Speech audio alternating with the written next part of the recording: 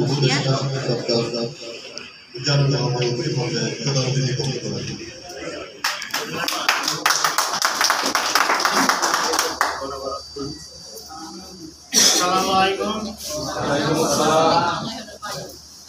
আজকের এই অনুষ্ঠানের আমার সাহারা গ্রুপের একটা পরিবার আর পরিবার একত্রিত হয়ে যেই মানে সুন্দর এখানে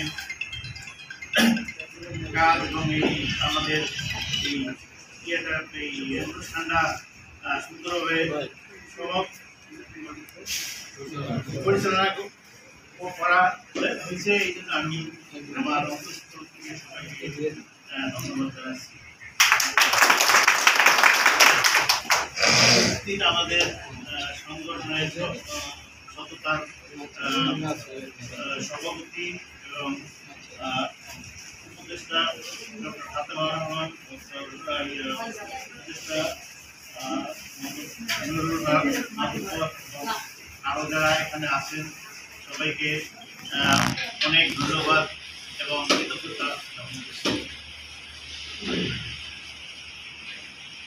এই অনুষ্ঠানে আগত সকলকে জানাই প্রীতি ও শুভেচ্ছা।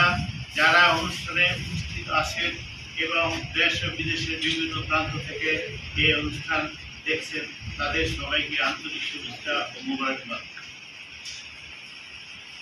সততার সংস্থার প্রতিষ্ঠা বার্ষিকী ও প্রধান কার্যালয় উদ্বোধনের নিমিত্তে আয়োজিত আজকের অনুষ্ঠানের মাননীয় সভাপতি ও বিশেষ অতিথিবৃন্দ, আপনাদের সবাইকে স্বাগত জানাচ্ছি।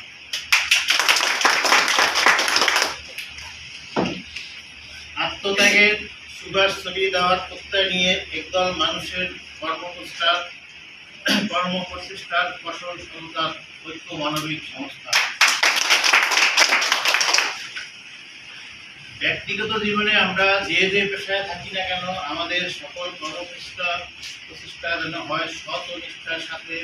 এমন শপথ বুকে নিয়ে আমাদের এই কর্মপ্রচেষ্টা, আমাদের এই সংগঠন সততার ঐক্য মানবিক সংগঠন।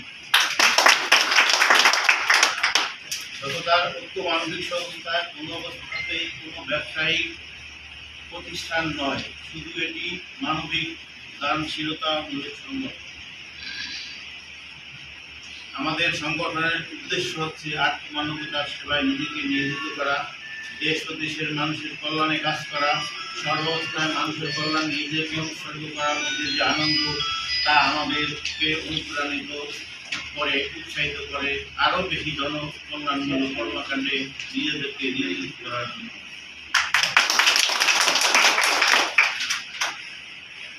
আমাদের সংগঠনটি প্রতিষ্ঠিত হয় 2022 সালে। করোনা পরবর্তী যে সময় যখন মানুষ অনেক বেশি অসহায় ছিল, নানাবিধ সীমাবদ্ধতার মধ্যে এরই মধ্যে আমরা বেশ কিছু জনকল্যাণমূলক কর্মকাণ্ডের পদক্ষেপ নিয়েছি। আমরা শীতার্থ মানুষের বর্ণাঢ্যদের পাশে দাঁড়িয়েছি, আমরা দাঁড়িয়েছি ভূমিহীন মানুষের কল্যাণে, আমরা কাজ করছি হতদরিদ্র মানুষকে স্বাবলম্বী করে তোলার পেছনে। ভবিষ্যতে আমরা শিক্ষার প্রসার ও মানুষকে স্বাবলম্বী করে তোলার অনেক পদক্ষেপ নেওয়ার পরিকল্পনা করছি।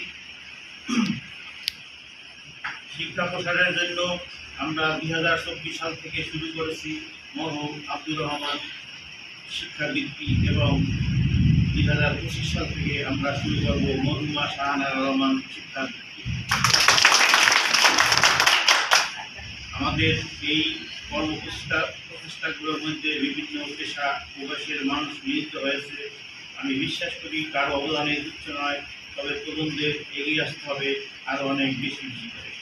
তারুণ্যের উদ্যমতা ও শক্তির বিরোধ প্রচেষ্টায় আমরা অর্জন করতে পারব আমাদের কাঙ্ক্ষিত সাফল্য।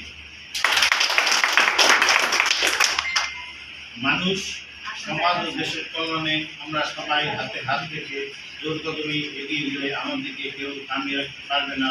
আমরা দূর করতে পারবো সমাজের বিভিন্ন অন্ধকার দিকগুলো, দরিদ্রতা, অশিক্ষা, কুসংস্কার, পারস্পরিক হানাহানি, হিংসা, বিদ্বেষের মতো অন্ধকার দিকগুলো।